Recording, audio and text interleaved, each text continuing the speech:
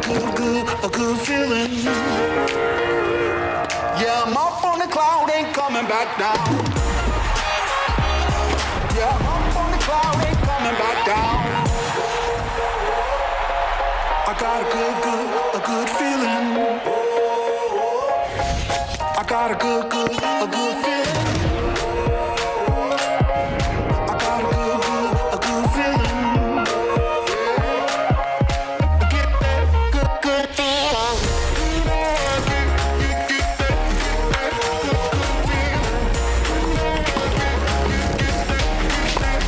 Good feeling.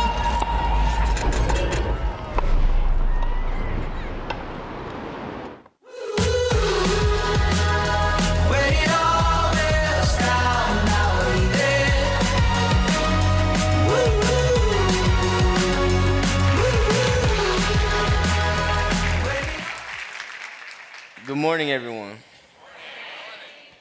My name is Cameron Neal, and I'm proud to stand here before you as this Student Athlete of the Year at Mount Washington.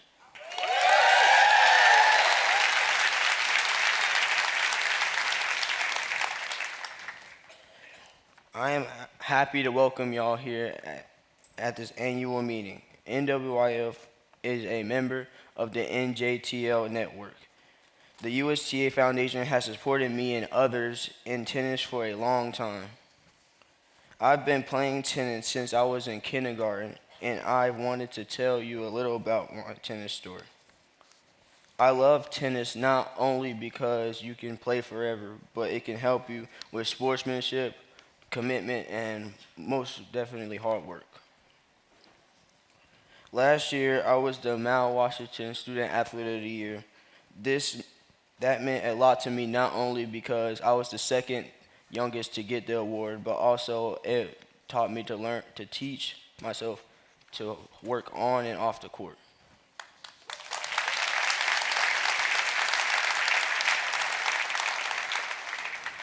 I knew I had to speak at the gala dinner, but no one told me I had to speak here in front of all these people.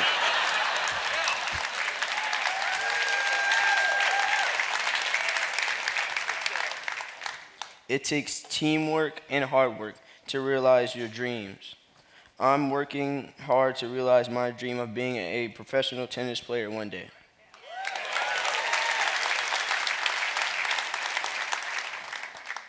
I am willing to do whatever it takes to get there. So let's work all together this weekend to grow the game of tennis. And now we will get started with a very special presenter. Let's get to the video.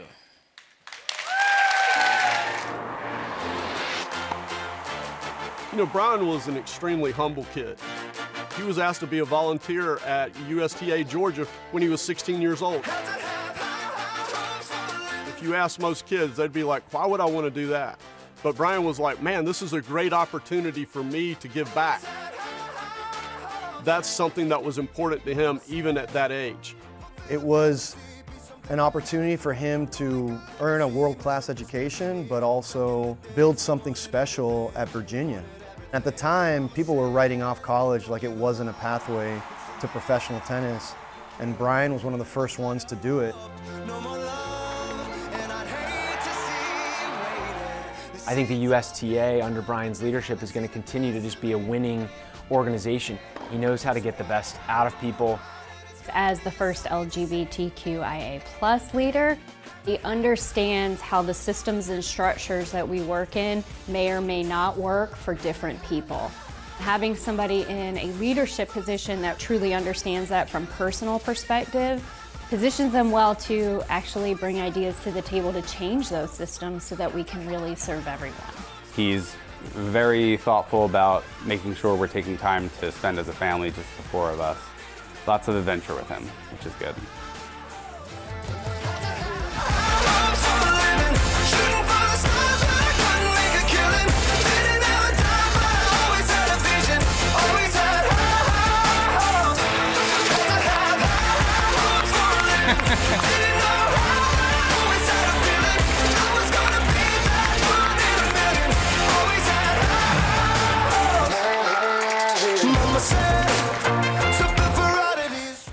Very nice of you. Good morning. It's very comforting to look out and see so many familiar faces. It was really nice to be introduced by Cameron. I have known Cameron's mom, Terry Florio, since I was about 8 years old. So a nice introduction to be out here.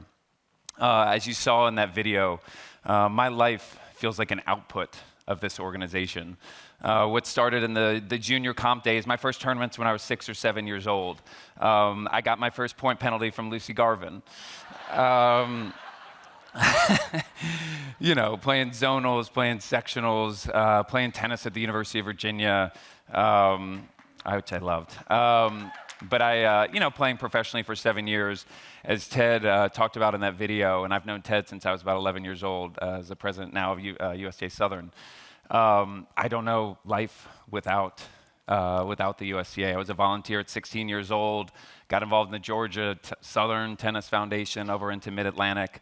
So it's really special to be here. I love this sport. I love the lessons that it teaches. I love the character it instills. I love the discipline that it requires. And I love the opportunity and the health benefits that are accessible through it. So I say with tremendous humility and appreciation that to serve as the chair of the USTA, for me, is truly the opportunity of a lifetime. My motives in this role will be very, very simple. I want to see this organization and this sport succeed, and I want the health benefits of our sport to be accessible to as many people as possible. We have an incredible opportunity in front of us, and I look forward to partnering with everybody in this room to make it happen. So, 35 million players. What a goal, right? What a dream to put in front of us. Why on earth would Lew challenge us with such a big goal? And really was always about thinking boldly, thinking creatively, thinking differently, right? How do we focus on broad-based participation, not just our USTA leagues and programs? It's really to encourage us, how do we make more of an impact? How do we do more? How do we accomplish more? And I am certainly here to say, in our first year on this mission, we are off to one heck of a start. I really look forward to spending this entire weekend celebrating with the sections, the volunteers. There has been some amazing work over this first year. I'm hopeful that you took a look around. We were really purposeful about these award walks that are all over the grounds, right? There are great people doing exceptional work, and we really wanted to highlight that everybody that we've all accomplished. So please, if there's one thing, I really want you to feel energized, appreciated, seen for the incredible work that we've had in this first year. To borrow a logo or a slogan from the US Open, the growth in our mission has been nothing but spectacular. We have had 5 consecutive years of participation growth.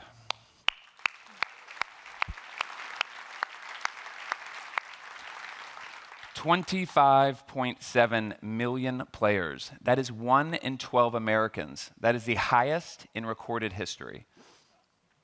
And by the way, we don't just have more players, but our players are playing more frequently. Look up on the board up there, right? Core players. These are players that are playing at least 10 times. Tennis is a part of their life. We have added over 1 million players into our family. Retention rates. Talk a lot about that. We're going to talk about that more in a second. They are up. We're up another 5%. We are holding on to more of our players. And we're going to talk about some ideas. I think we can push that forward. For me personally, I am most excited about where our growth is coming from. Black, Latino, players under the age of 35. We are getting younger and more diverse, and that is exactly the kind of growth that we were hoping for. And I'll pause because I know there's been a lot of attention, certainly, about DEI, right? And what many got tons of emails. So where are we? Where are we as an organization? What is the USTA? Where do we stand on this? And I want to be very, very clear on this stage that our commitment to diversity, equity, and inclusion has not and will not waver.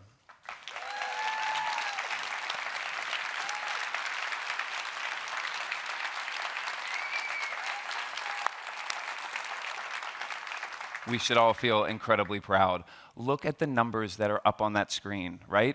The work that Marissa Grimes and her team are doing, it is working, right?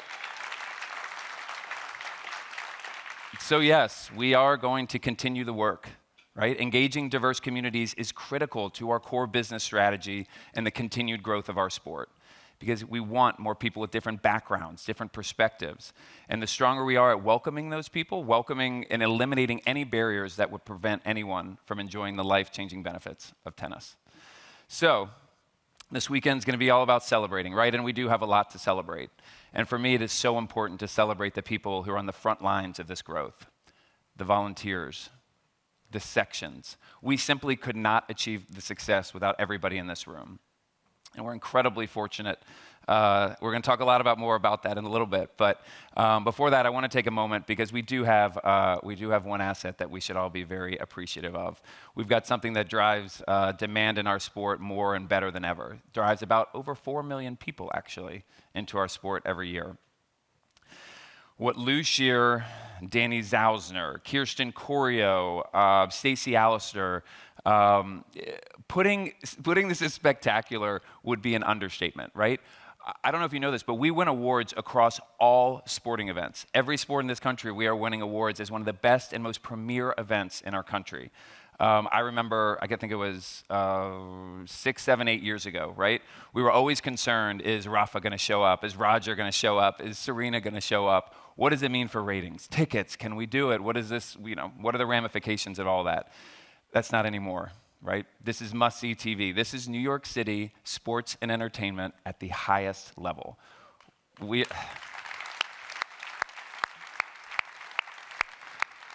There's a lot to be proud of because we are truly at the pinnacle of our sport. Let's take a look back at all we achieved in 2024. New York, here we go.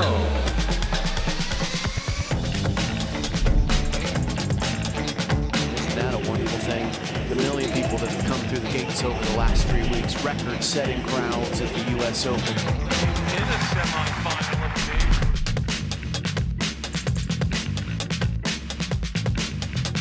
Welcome back to the Arthur Ashe Stadium. This year it's all about celebrating the power of tennis. Featuring the world's healthiest sport on the greatest stage. The people that play tennis, on average, live an extra 9.7 years. Wow. People who play tennis. You have people of all different races, walks of life, coming together to play an amazing game. I think maybe we could take a lesson from that as a society. The U.S. Open is one of the 2 largest annual sporting events in the world. This U.S. Open has been unbelievably exciting, not just because of 1 million fans, but because of the way we've used it to promote the power of tennis.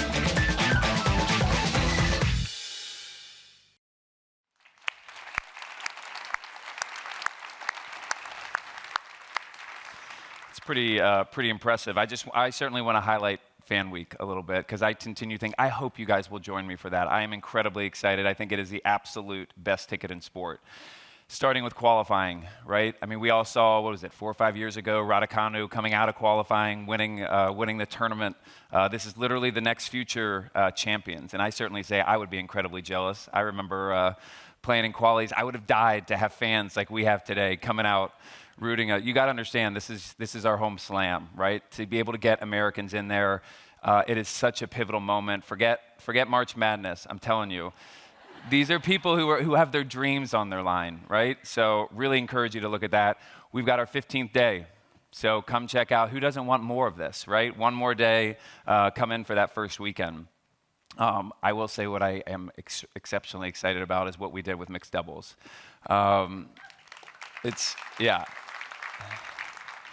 Listen, it's going to be great. I remember, again, 6 years ago, Serena was playing Federer, right, in the Hopman Cup.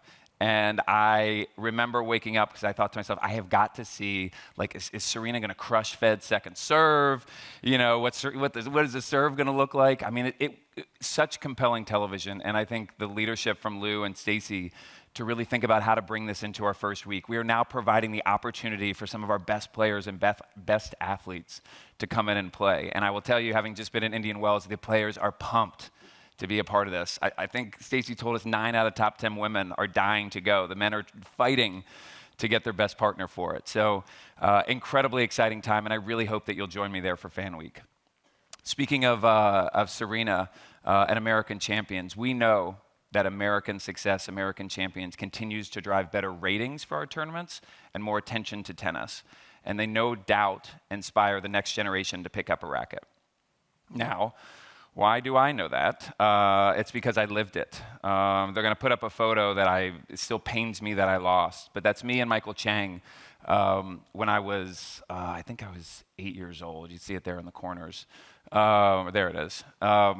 I remember my mom took this photo, and I remember Michael accidentally bumped into this part of my elbow, and like the electricity that went through my veins, that like my hero was even near me. I bought all his shirts. I bought everything. I showed up at his matches. It just was a life-changing moment for me, and so I have felt that firsthand. Another example, NCAAs. 9 years old, again, there with my mom. She was a saint for putting up with me. But I could tell you exactly where I'm standing in the stands. I'm watching this match. It's USC Georgia, packed crowd's going wild. And I'll get emotional thinking about it. But I looked over at my mom and I was like, do you think that could be me someday? And she was telling me to work hard. And so you can then see in this photo right here, 10 years later, I'm out there playing for the University of Virginia. So these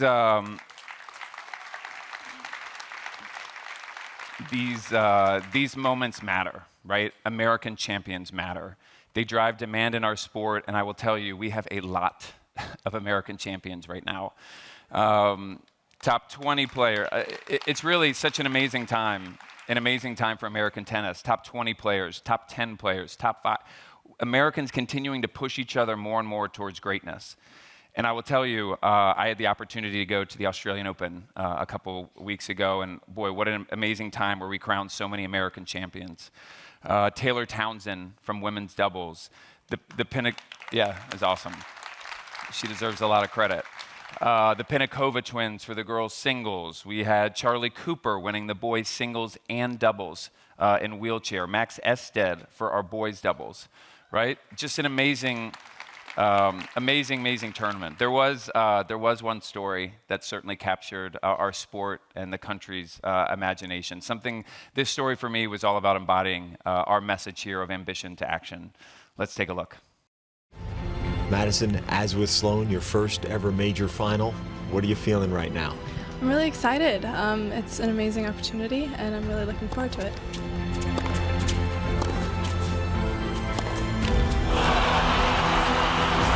Surgery to success. Sloane Stephens is the US Open champion. This last couple of weeks for me has been amazing, and I'm going to look back and be really happy, but right now it still really hurts.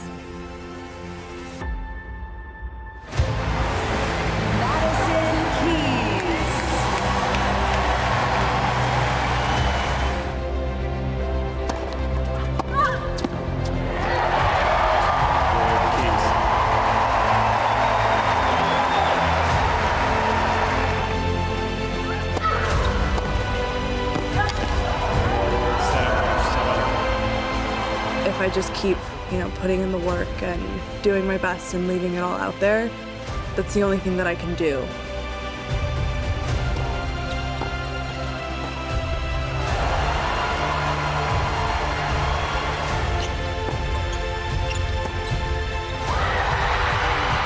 The win of her life, Madison Keys, is into the Australian Open final.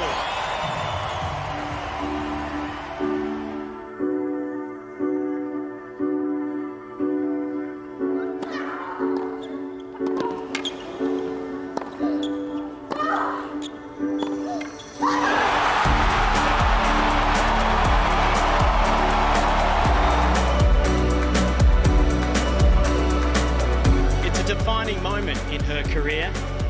It's one that cements her legacy in our sport. A first Grand Slam title. I have wanted this for so long. I didn't know if I was ever going to be able to get back to this position to try to win a trophy again. And my team believed in me when I didn't believe in myself and helped me every step of the way. So thank you so much.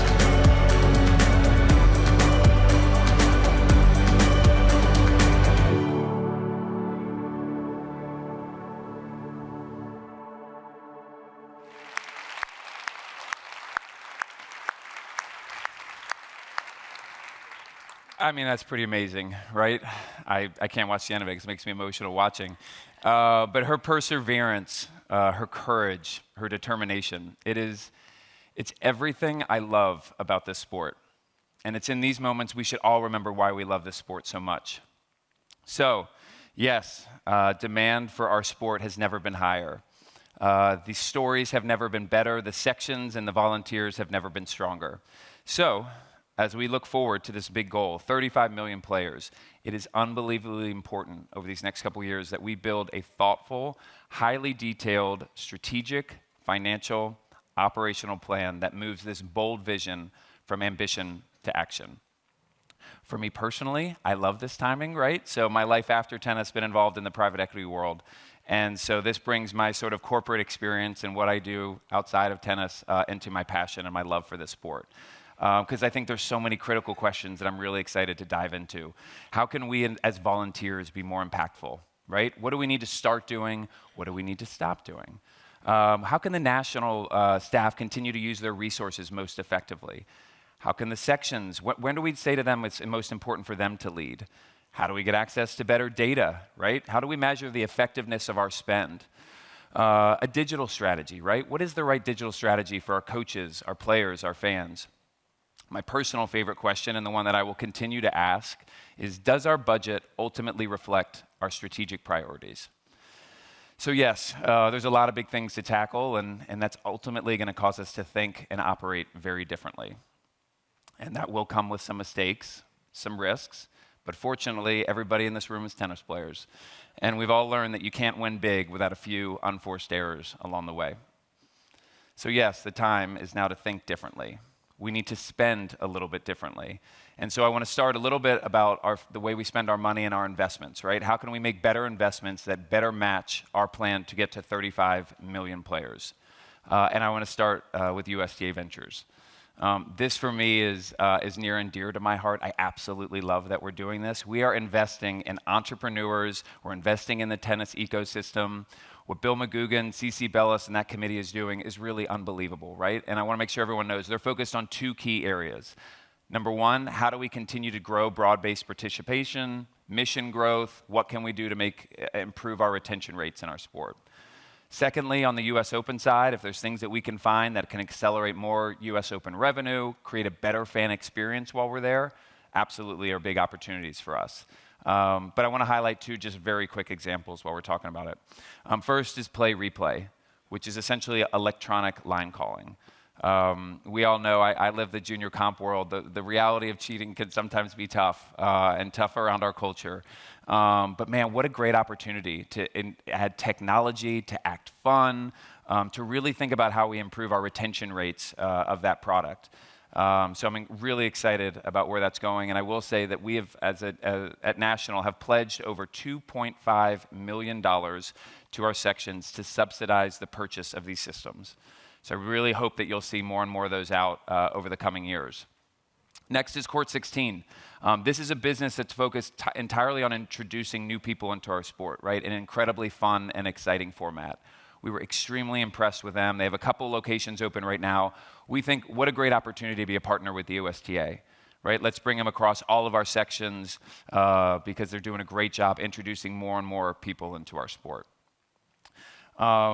But we're not just investing in other companies, right? USTA Ventures is one piece of it. Let's talk about some ways that we're going to invest into our local communities. The Growth Catalyst Fund. So we set this aside a couple years ago with $30 million, right? $30 million down to the sections, really to think about how do we approach things differently?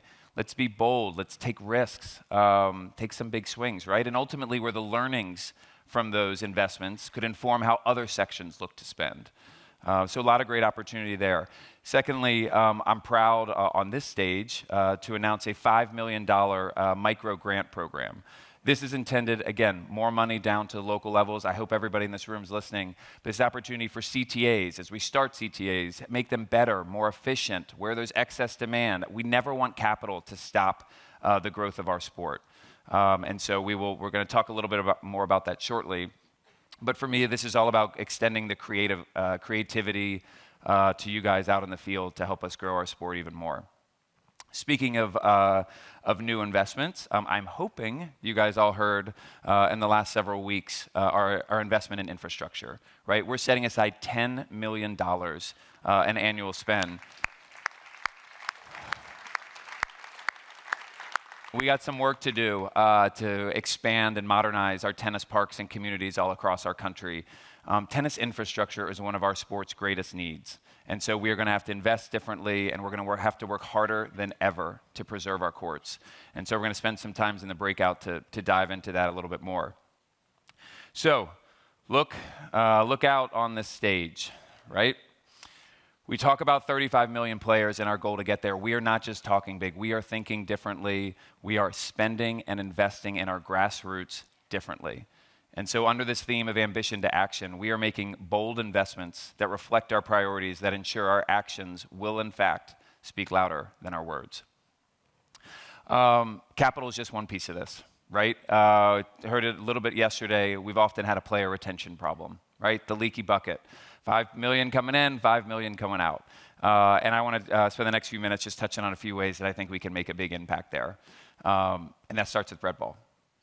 So we all know how it started, right? Red Ball was the transitional pathway for our youth to get them into our sport. And I think the way that was positioned was a mistake. Hear me very clearly. Red Ball is the ideal pathway for introducing all new players to our sport, no matter their age. Now, I ingrain that, and you'll see an example how in a second.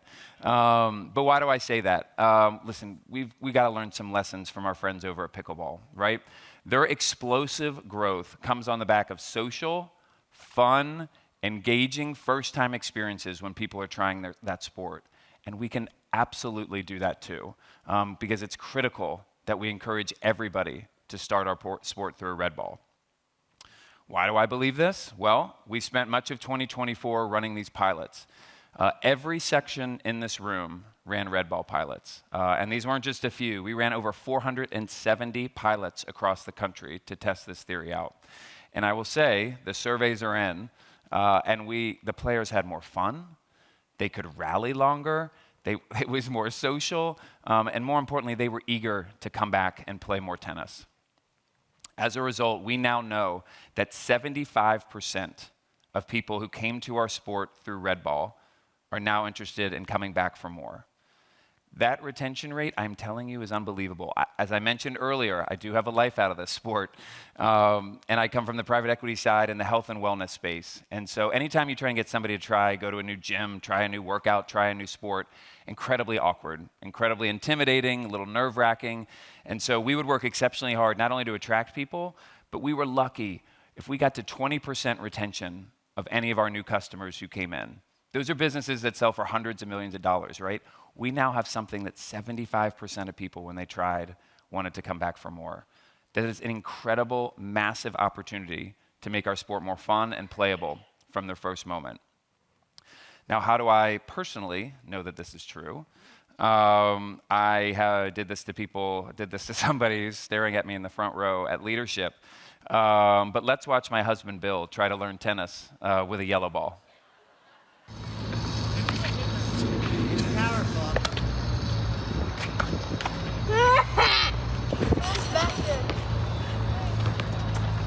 Stop! Oh, gosh. It's painful to watch. It's humiliating to Bill, which is exactly why I show it. I should give him a second shot. Let's give Bill a chance to redeem himself with a Red Ball. 3,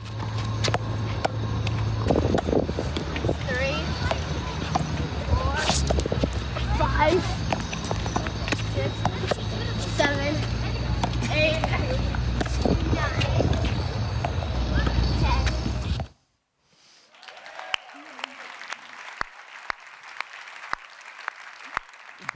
Poor Bill. No, listen, seeing my boys play with Bill, it not only warms my heart, but we can create these moments for so many families going forward. So let me repeat it slowly again. Red Ball is the ideal pathway for introducing all new players to tennis, no matter their age.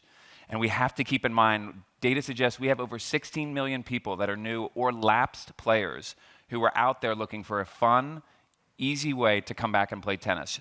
Just imagine if we retained half of them, right? I'm telling you, 35 million is not as far as we think. Now, one more topic I want to talk about in the player retention and player experience space. It's hard to not talk about tennis and player retention in terms of the role of our coaches and the role that they play. I dare to say everybody in this room has great memories of their favorite coaches, right? And the role that they played in the love of their sport.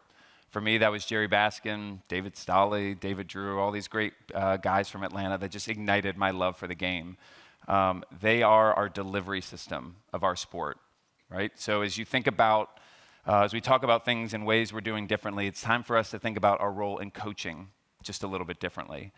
Craig and Megan are going to come out and talk about that in a little bit, but I want to jump on a few things real briefly because I'm really excited about having a direct line of communication with these coaches all over the country. There is so much that we can do to help, right? We can, well, first of all, there's so much more we can do to help. Secondly, we have a lot of work to do to recruit more into the system. I want to talk more again about a personal experience on my side because as we consider repositioning Red Ball and who plays it, I think we have a big opportunity to reposition what it means to be a tennis coach. Why is tennis the only sport where it is expected that you hire a professional coach in order to learn how to play, right? That doesn't happen for lacrosse, soccer, basketball, football. Parents are the one out there facilitating that play. When my boys picked up soccer, it is expected that I go out there and coach the team. I don't like soccer. I don't watch soccer. I am not interested in soccer. There's nothing about it that was interesting to me. But for me, it was always about spending time with my cute little boys in the front row here, helping them learn what sport to pursue and ultimately chasing their own dreams. But we have this perception that you need to pay for lessons to begin tennis, and that creates an unnecessary barrier to entry into our sport. And we can change that. With USTA Coaching, we can give parents the resources to expose their kids to our sport. What parent would not want to introduce their kid to the world's healthiest sport? And no, we're not going to be stopping there. If we're going to improve retention, we've got to arm our current teaching professionals, our high-performance coaches. We got to give them better tools, right? We want them to provide the best experiences for their players at all levels of the game. We can help them become better coaches. We can help them become better at business. And I'm confident if we get this right, we can retain millions and millions of more players. So if we have more parent coaches, that leads to more kids playing our sport.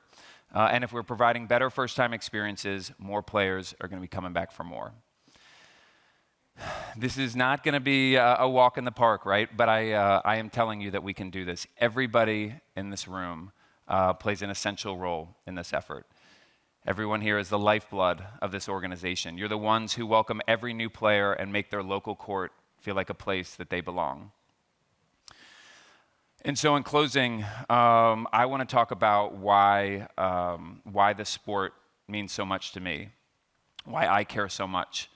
I believe that this sport truly has the power to change lives, to change outcomes. Tennis changed my life. Tennis gave me the courage and confidence that I never saw in myself.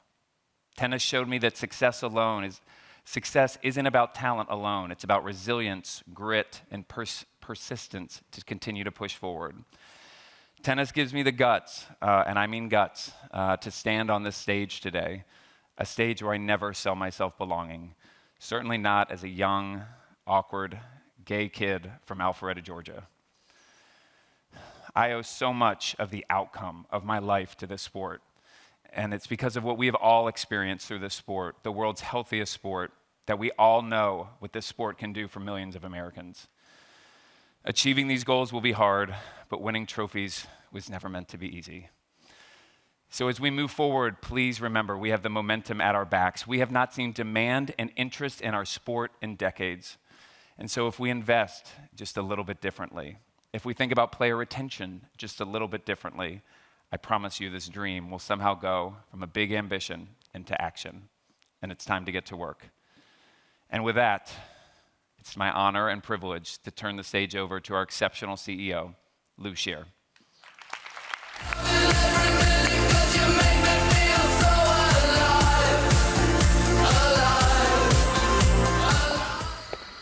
Well, this is a bit different and certainly a longer walk than I was led to believe. Thank you, Brian, and good morning, everyone.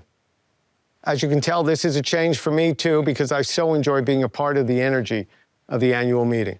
And I'm sorry that I can't be there with all of you, but today's my son's wedding in Philadelphia. I certainly miss seeing everyone, but I guess that we've created what I think may be the next best thing. I have no doubt that this will be a productive and inspiring meeting, particularly coming off the energy and the enthusiasm that we experienced in Miami at the January leadership meetings. And let me say how excited I am to partner with Brian Vahaly over the next 2 years. It hasn't even been 3 months, but you can already get a sense of his sincerity and his commitment. And you all should know that that drive that he's demonstrated, his decisiveness, his determination for strong, bold action has already made an impact on our association. Now, I know I've never felt more positive or more enthusiastic about our sport than I do right now. Our association is in an incredible place. As Brian mentioned, we are coming off our 5th consecutive year of participation growth, with 25.7 million players now playing our sport. And that growth, as you saw, is coming from all of the places you'd love to see it as we think about our future. Our players are disproportionately more diverse and younger, and I applaud each and every one of you. But we also know that our ambition is much bigger, and we need to get to a much bigger place, and that's why we're here. Last year, we introduced a new purpose-driven mission statement. And from day one, we have been laser-focused on growing tennis, the world's healthiest sport, to inspire healthier people and communities everywhere. But how do we define growth? The answer is quite simple: broad-based participation. This is our foundation. This is where we start, before Grand Slams, before gold medals, before we think about membership roles, league participants, tournament players. It's all about getting more Americans to pick up a racket and play tennis, period. At every level, in every community, we are about tennis for everyone, regardless of background, regardless of age, regardless of experience or abilities. That is how we will grow tennis, and that is how we will make tennis look like America. Our goal of 35 by 35 is truly game-changing. The purpose of this enormous goal is to inspire change. The focus should not be on the specific number, but it is a large goal. It is a Mars landing, and it will force us to break free from the status quo and think bigger, bolder, and smarter. It gives us the freedom and the responsibility to innovate and to create new opportunities and overcome obstacles in ways that we have never had to do before. We've certainly set a bold goal for ourselves, but I want to assure each and every one of you that that goal is absolutely achievable. As we begin our journey towards 35 by 35, we are well ahead of schedule. In fact, if you extrapolate our goal of creating 9 million additional players over the next 10 years, it equates to less than a 3% compound annual growth rate. That's basically a savings account. And as my friend Paul Farah gleefully shared with the whole leadership group at the meeting in Miami, a CEO who consistently delivers a 3% annual growth rate will get fired. But for us, 3% is explosive, and the results are transformative for the sport and the entire ecosystem. So let me put those numbers into proper context for you. Historically, we have bounced between 17 and 18 million players in the United States. But in the past 5 years alone, we have had more than 46 million people play our sport. And beyond that, we know that there's another 25 million people who have identified themselves as having an interest in playing tennis but have not yet had the opportunity to do so. We already have the interest, we already have the audience to support our growth. Now, last year, our participation was in excess of 8%. And as we welcome more than 2 million new players to our ranks, that is an enormous win. But the challenge for us has always been about keeping more players in the game, and it will remain about keeping those people in the sport. Happily, as Brian also shared earlier, last year's retention rate was the highest we've seen in 5 years. 79% of those players in 2023 came back and played again in 2024. We typically see 4 to 5 million new players come into our game. And if we can continue to improve retention, we can consistently grow at that 3% year-over-year rate, which will bring us to 35 million players. Now, to achieve our goal, we have designed a player retention-led growth strategy. And that strategy has identified 3 foundational pillars: players, courts, coaches. Each of these things is an equally integral piece to our growth puzzle. In this next year, you will see us doubling down on our commitment and turning our bold ambition into action. This is the year that we solidify our path to 35 million players and operationalize our bottom-up strategy. It is critical that we define our roles in relation to each of these 3 pillars, but also in relation to one another at every level: volunteer, section, national. It is equally critical that we work together efficiently, not just get along, because we are positioned to do something truly extraordinary. We must understand and act with players, coaches, courts, in ways that address why people play, but just as importantly, why they stop. I'm going to bring out some of my colleagues in a few moments to talk more in depth about each of our foundational pillars. But let me just briefly try to provide a top line, and let's start with players. We need to meet people where they are. We need to offer solutions for existing problems that hamper growth and retention. Some people don't know how to play. Others don't have anyone to play with, and some can't find courts or struggle to find the time. We need to eliminate all of those barriers and amplify the reasons people play: health, fun, community. We need to understand that attracting and retaining players is not a one-size-fits-all proposition. People will play for different reasons. People will stay for different reasons. Now, different play formats and programs are critical to our success. Last year, we had an amazing success testing red ball with more than 20,000 players. 75% of those who played liked the game and want to play it again. And this year, we will expand our efforts tenfold to more than 200,000 players. Red ball is a huge priority for all of us in the coming years, as it addresses many of the gaps that pickleball has exposed in tennis. Too difficult to learn, not social enough, requires too much real estate. Red ball allows for more flexible events and programs, and a better use of real estate, and a better way to learn the game. In addition to red ball, we're looking to further innovate with programs like our youth leagues, tennis on campus, cardio tennis, more flexible leagues, and more. Whatever makes it easier for people to participate, we will pursue. Now, of course, in order to facilitate participation growth, we need to ensure that people have a place to play. And it's on us to make sure that tennis courts are accessible and plentiful. That's why we're investing in infrastructure like never before. More courts, refurbished courts, longer hours through lights, better bubbles, whatever the case may be. Keeping existing courts alive and programmed well is also the best way to preserve courts. But our goal is simple. More courts equals more play equals growth. And that's why I'm so proud that our board has committed an additional $10 million in grants to help build and refurbish courts across the country. That represents a more than 4-fold increase in the USGA's existing tennis venue services grant program. These grants will help ensure that there are plenty of places to play, especially in underserved communities. There is no better example of putting your money where your mouth is. I'm also proud to say that we are going all in on coaching. For too long, we've not had a direct influence in the delivery of our sport. But that will change, and by entering the coaching space directly, we can recruit more coaches. We can recruit more coaches that are diverse.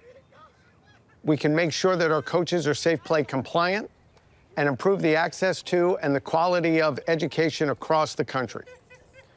We believe that we need 100,000 more coaches in order to support 35 million players, and we're going to invest to get there.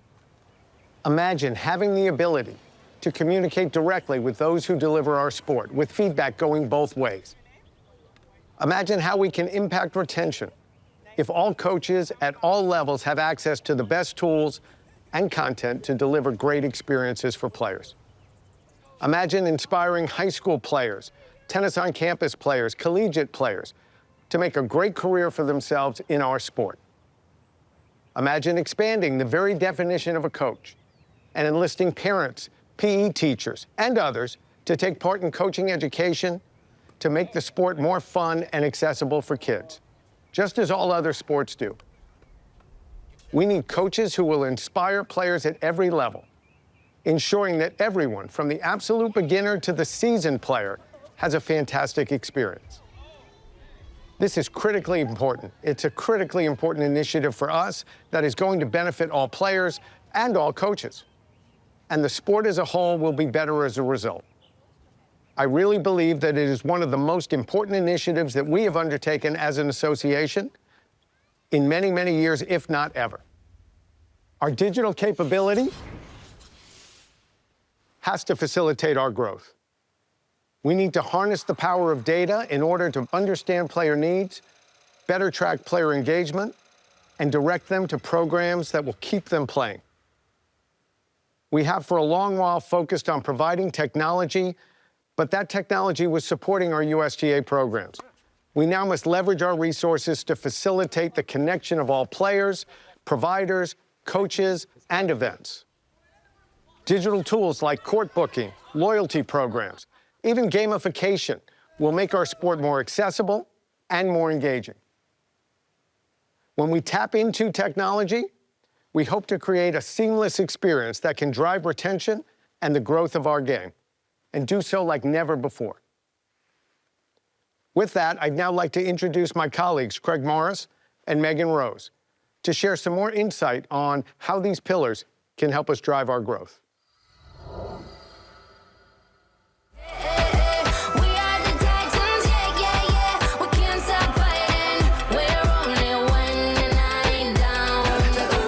Everybody.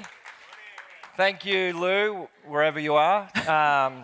It is great to be here this morning with you all. We're thrilled to be in front of you to talk about a number of things. And do we have the greatest game in the world? Yeah. Wait, was that Ernie?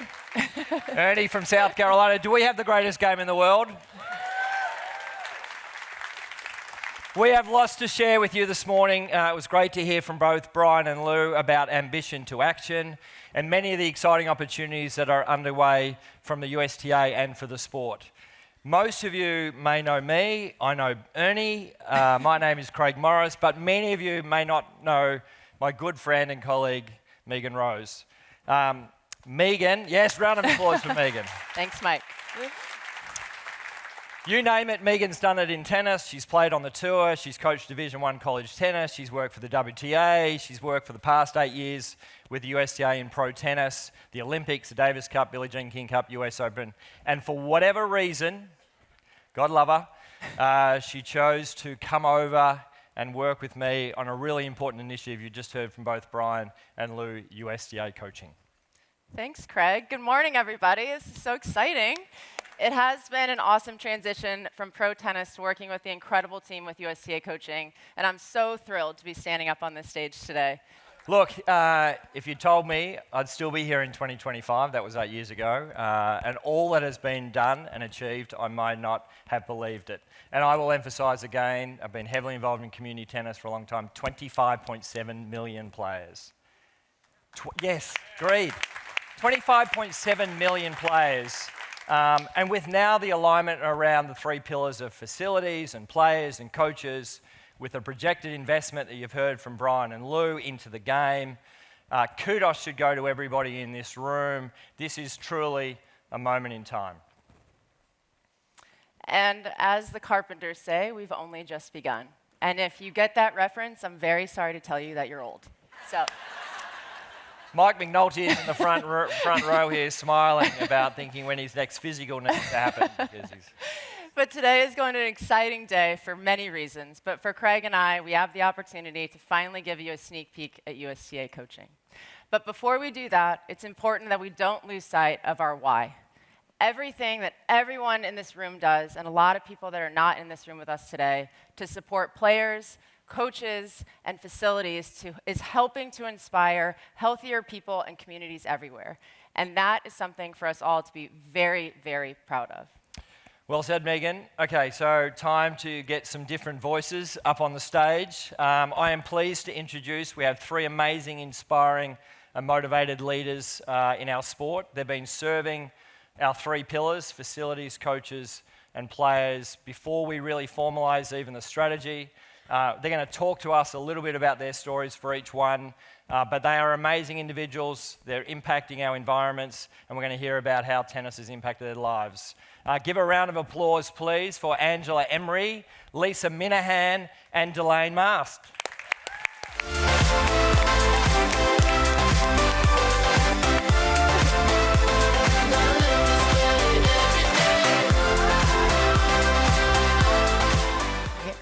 Good morning, ladies. Don't they look amazing?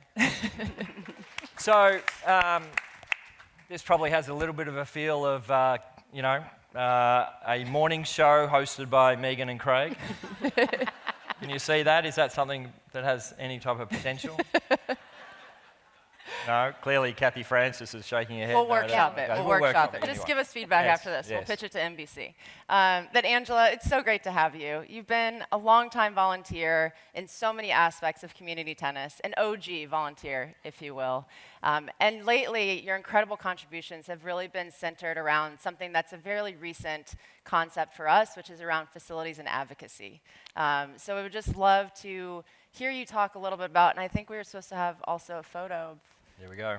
So this, although facilities and advocacy is recent for us, I'm no expert, but this photo does not look that recent. So please talk to us a little bit about that. Oh, well, thank you so much. Thank you for inviting me here today to talk a little bit about the story of Casper, Wyoming, and our facilities there. So you're right, Megan. This is a photo from 1920, and these gentlemen were working on an active refinery site, and they wanted to play tennis. So they constructed a tennis court here in the shadow of a tank farm, again, on an active refinery site. 1920. Just a little bit more about our community, Casper, Wyoming. We have a little under 79,000 people in the county as of today, and our whole state of Wyoming on a good day has about 580,000 people. Wow. So we're small. Yeah. I love that. Fast forward a few years, probably a few more than a few years, with Casper Tennis Center. It sounds like that there was a dream, but it took some time and a lot of tenacity to make the facility a reality. So tell us about that story. Oh, it did take over 20 years, and it just took perseverance, as you said. We made several runs at the concept of a multi-court facility. Neither one of our high schools had courts located on their campuses, so we really needed a facility, or hoped for a facility, that would serve both of the high schools and the local community, obviously. So our first run at the facility was on that refinery site when it was decommissioned and was undergoing remediation.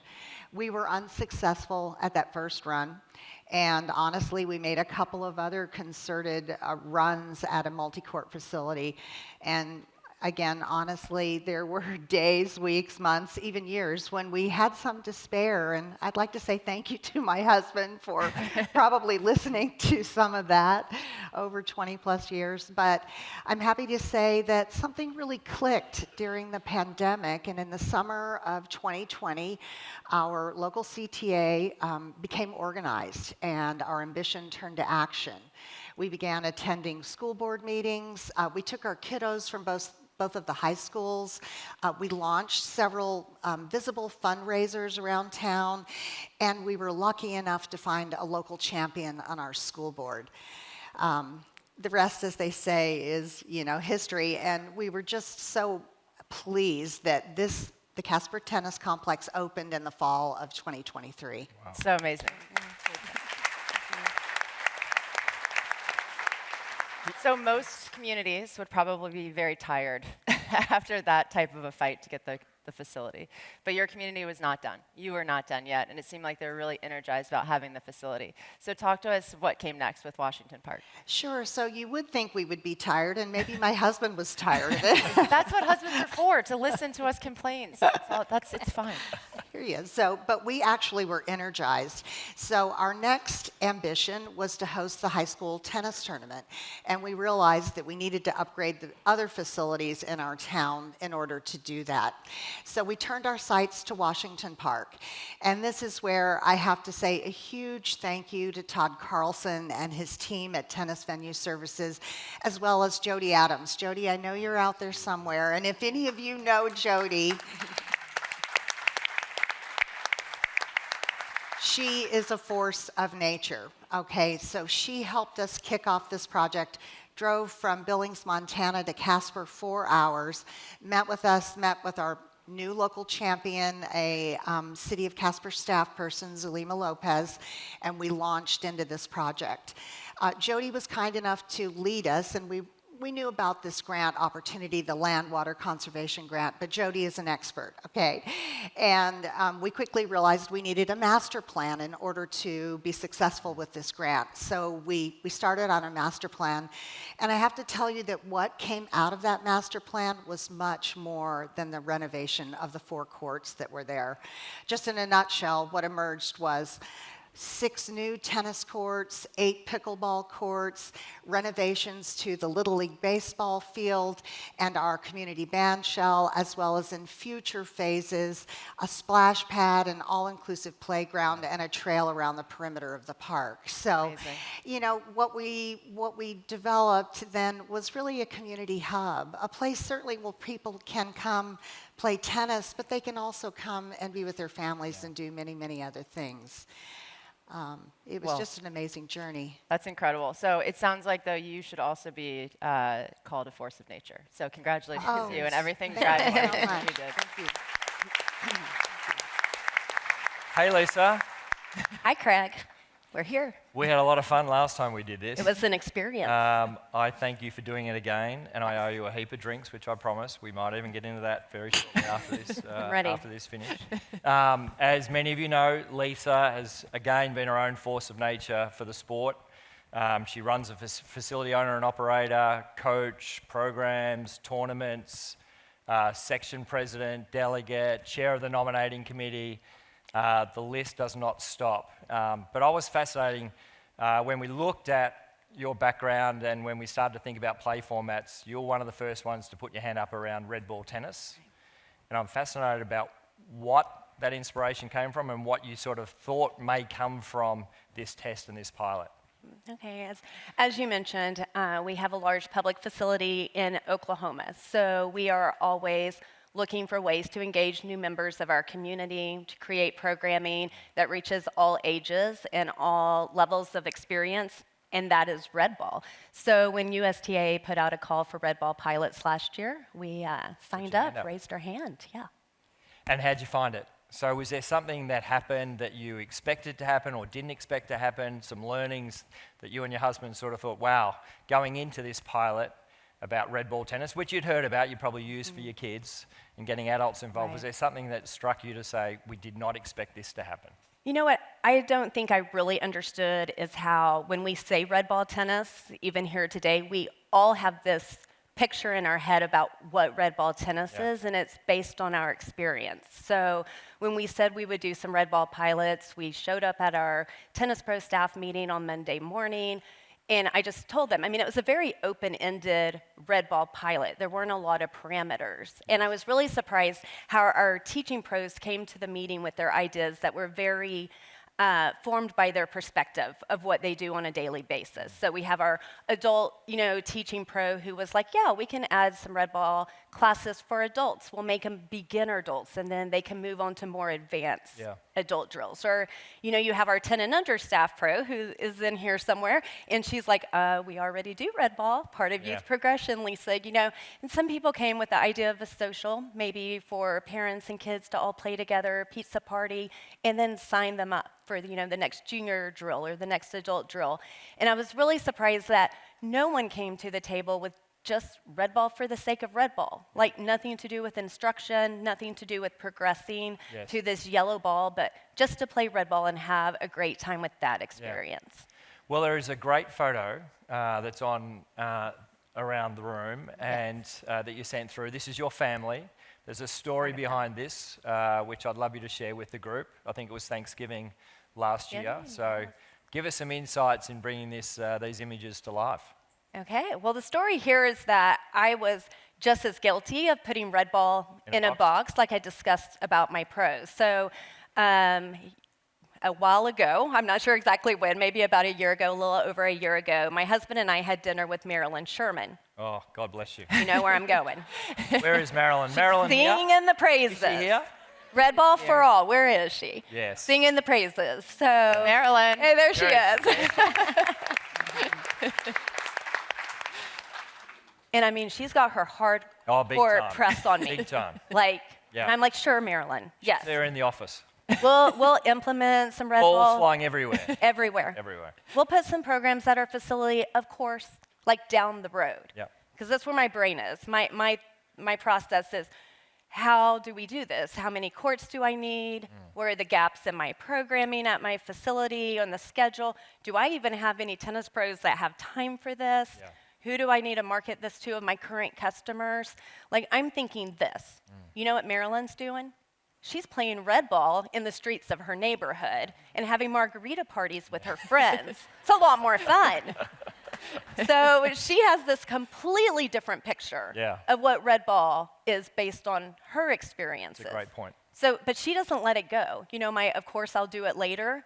She's like, going in for the kill. You told me that your family's coming to Oklahoma for Thanksgiving, Lisa, so this is what I'm going to do. Because she doesn't ask you. No. She tells you. Yes, she does. She tells you, I'm going to send you a red ball kit, and all I want you to do is promise me to take your family to play over Thanksgiving. So never in a million years would I have thought to do that. I host Thanksgiving for my family every year, and I've run a tennis facility for way too many years. Yeah. And never would I have thought to take my family out to play red ball just for the sake of playing red ball. Yeah. So we all did, and it was great. We got 2 courts, we all played together. We had my dad, who's this state championship winning high school coach, collegiate player, hasn't played in decades. You know, you have my brother, my husband, and myself. We played very competitively. You have my teenage girls. How'd that go? Yeah, my husband and I stayed on opposite courts.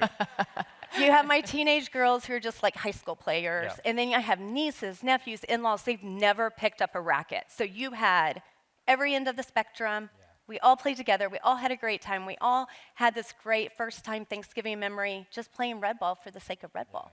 Yeah. So that's kind of where I come from here today, is just making sure everyone in this room understands that red ball really, the opportunities are unlimited. Yeah. They're really just held hostage to what our perspective is, our version of red ball in our own minds. So they're everywhere. They're, where you work. Yes. Especially for you. Yes. At home, where you volunteer. Sure, they're for our facilities that we have, but they're also in non-traditional spaces, and they're also for our customers, but they're also for our family. Yeah. So, if we're open to new ideas, just red ball for the sake of red ball might be the best version yet.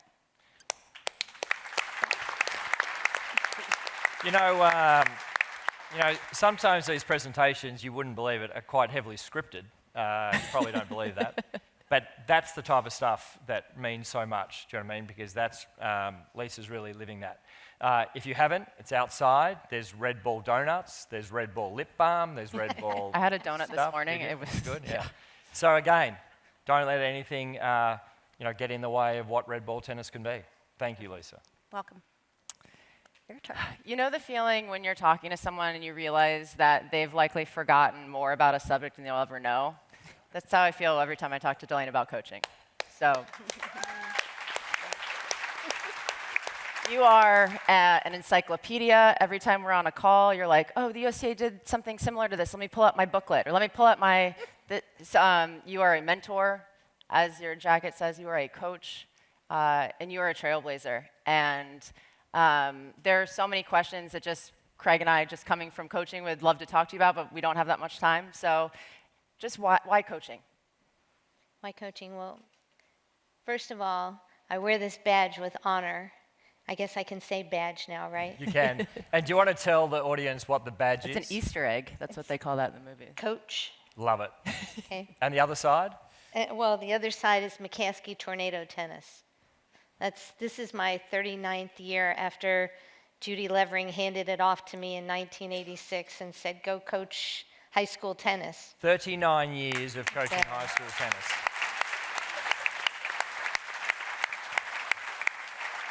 I've got a high school student at home.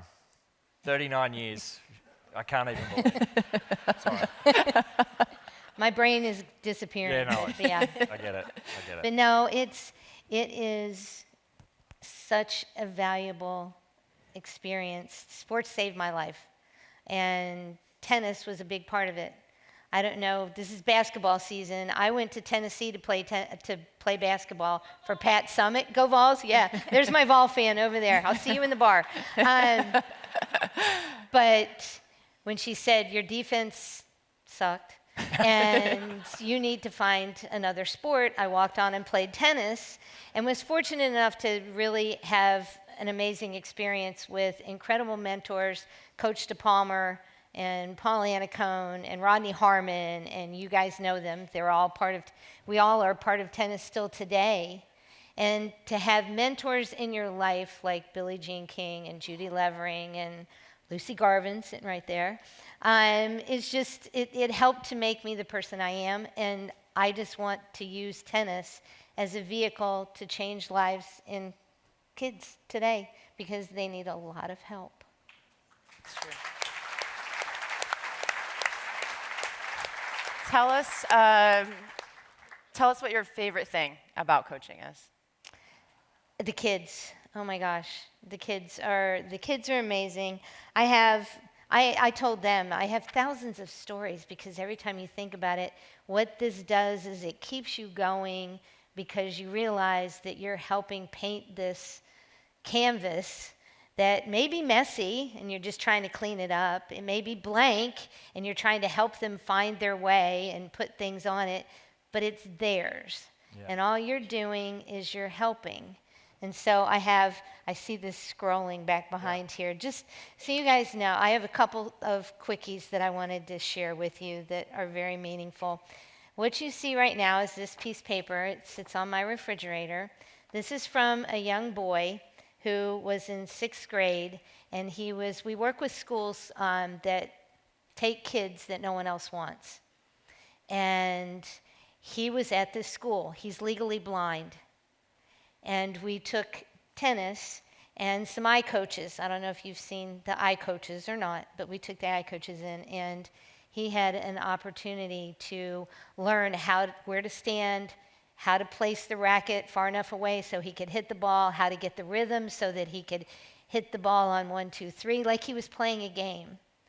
And so he used to get in trouble when he couldn't play with his friends, and he would get frustrated, and they would have to put him in a room with pads because they didn't want him to hurt himself.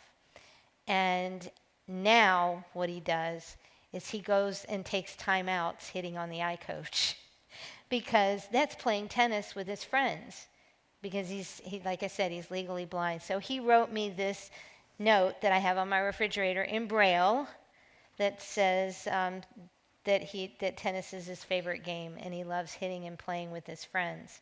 So that was one of them. I'll share another quickie with you. I know Craig's going to hit me with time. No.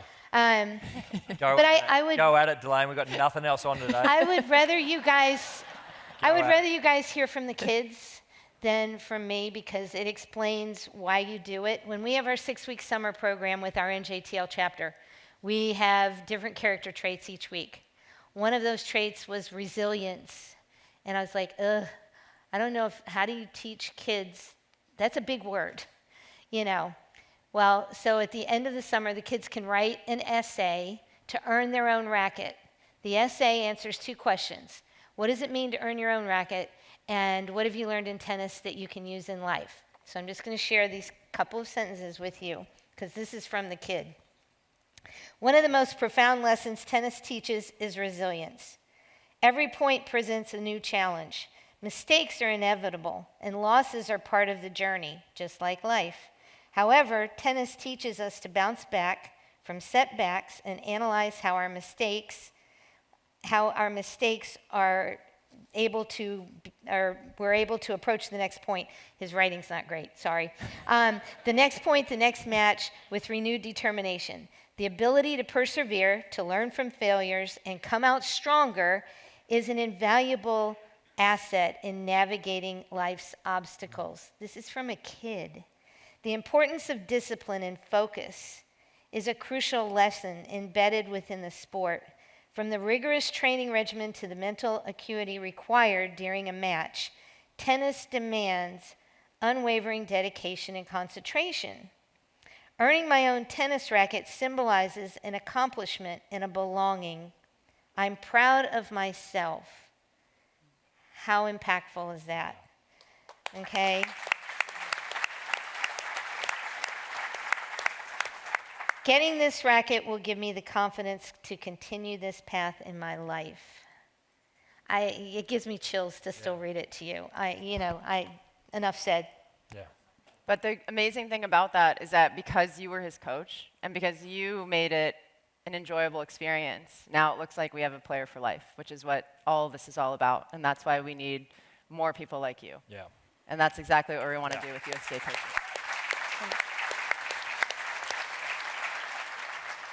Ladies, we couldn't have handpicked 3 more inspirational, motivating individuals to represent the USTA and tennis and your communities. We did handpick you. Handpicked you better. We did a great job. We did a great job. But just a huge round of applause. This is what,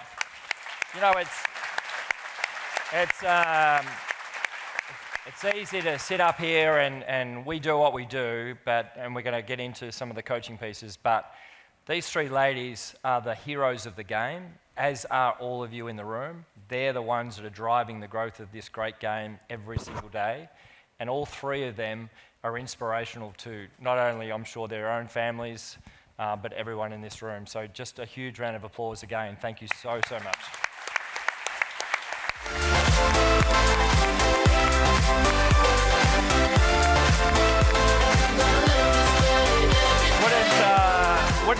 Wouldn't the tennis world be better if we had more Angelas, Lisas, and Delaines? And Delaine, particularly as a coach and a mentor, she is inspiring, and clearly there's lives there that she represented today, has changed those. Coaches are the beating heart of this sport, there's no doubt. Coaches are the beating heart of tennis. From first lessons to the grandest stages, players and the health of our sport depend on you. And you don't have to do it alone. Here we go. Let's go. Ready? USTA Coaching is here.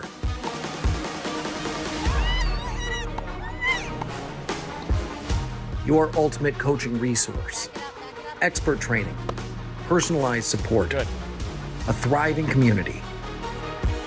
Wherever you coach, whoever you coach, we've got your back. Empower your players, elevate your game. USTA Coaching.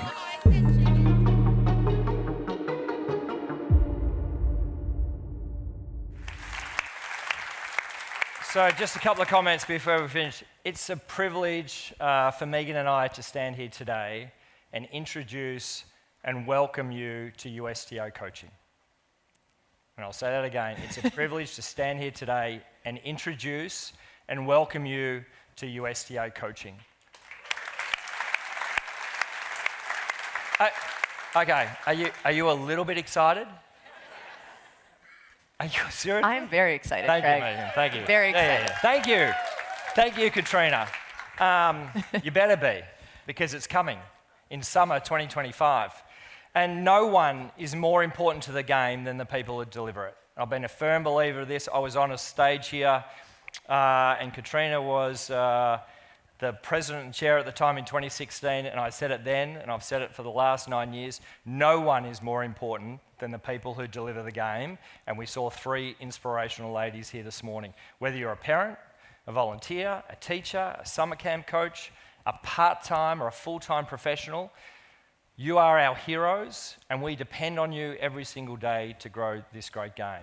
And given our bold ambition of 35 million players, it's now time for the USTA to step up and support, to serve, to invest, to recognise and reward the individuals that step onto a court every single day with a hopper, and there's photos around, and drive the growth of the game so we can create healthier people and communities everywhere.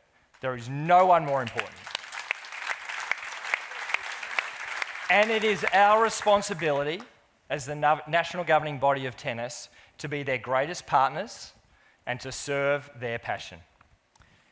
This is not about a program or an initiative. For the first time, the USTA will provide a comprehensive system of support, education, community, events, and world-class digital products that will serve coaches to create inspiring tennis experiences for players of all levels. And our time starts now. So get out your phone. I know you're on them anyway. Get off Instagram and Wordle and go to USTAcoaching.com. Put in your email address and start joining us on this movement to change tennis coaching in America. So we want everyone here to know that USTA Coaching will be a core function of the USTA for decades to come. And we're incredibly excited by that. It is really important for everyone to understand that this is about coaches at all levels, nothing more, nothing less. This is not about the USTA. This is about coaches who get up every single day at all levels and deliver the sport. Nothing more, nothing less. And the best way to protect the future growth of this game for decades to come is to invest in the delivery of the sport. So the only way this game continues to grow and to get to 35 and beyond is to invest in the delivery of the sport. So to everyone in the room who coaches tennis at any level, we are now here for you. Go to USTA.com, go to USTAcoaching.com today, register your interest. And finally, Megan and I feel very excited. I hope you feel as excited as we are, inspired, and please know how much we appreciate all that you do for the game. And with that, please give a huge round of applause for my colleague and friend, Megan Rose. And now we're going to hand it back to Lew, wherever he is.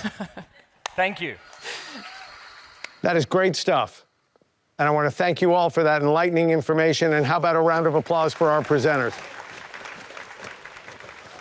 Now, of course, I'd be remiss not to mention that none of these important priorities can happen without sufficient financial resources. And the US Open has been our financial engine for 50 years, as we all know. On the heels of an amazingly successful event in '24, in which we welcomed more than 1 million fans to the USGA Billie Jean King National Tennis Center for the first time and broke all financial records, we could not be more confident in the future of the US Open. This year promises to bring excitement not only by adding an extra day with a Sunday start, but with the introduction of a new mixed doubles approach, moving the competition to Fan Week in order to allow the biggest stars in our sport to team up and participate.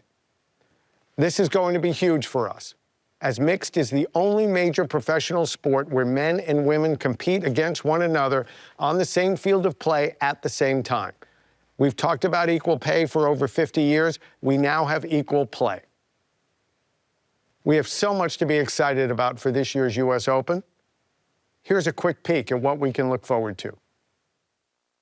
The US Open, spectacular awaits. The U.S. Open will have a Sunday start as it expands to 15 days of competition. So there's a big announcement. U.S. Open mixed doubles, we want to really elevate this important championship. $1 million purse for the winning team. I think it's going to be a spectacle like we haven't seen before in tennis. Coco just started her warm-up here. This week is just kind of all focused, so when I go out on court, it's just reflex. An extra shot. I present to you Dude Perfect! Thanks again for joining us for our Finals Fan Fest. New York, here we go. That is absolutely remarkable. That was fantastic. Looking further out, the massive renovation of Arthur Ashe Stadium will generate nearly $100 million in incremental annual proceeds. And the new player performance building is going to ensure that our athletes are not only supported, but that they're able to compete at the highest possible level. You can see that the US Open is a remarkable success that will only get more successful with each passing year. It is not only our game's greatest stage, but it is also our sport's greatest resource. Now, we have much to do if we're going to achieve our Mars landing of reaching 35 million players by 2035. But we have never been better positioned to grow the game. We truly have the wind at our backs. We have clarity on our priorities, and we will be doing the work to build an association-wide operating plan that gives us all direction. And we'll be growing the US Open to inspire more players and support all of our efforts financially. On behalf of the entire national staff, allow me to thank you all for what you do and for what we're going to ask you to do in the future. With your leadership, with your commitment, we will transform the future of tennis, one player, one community at a time. Together, we will make tennis a force for healthier lives, for stronger communities, and an even more exciting future here at the USTA. And the sport we love will benefit. Thank you all. Have a terrific meeting. I've got a wedding to get to. I hope you're well. Take care.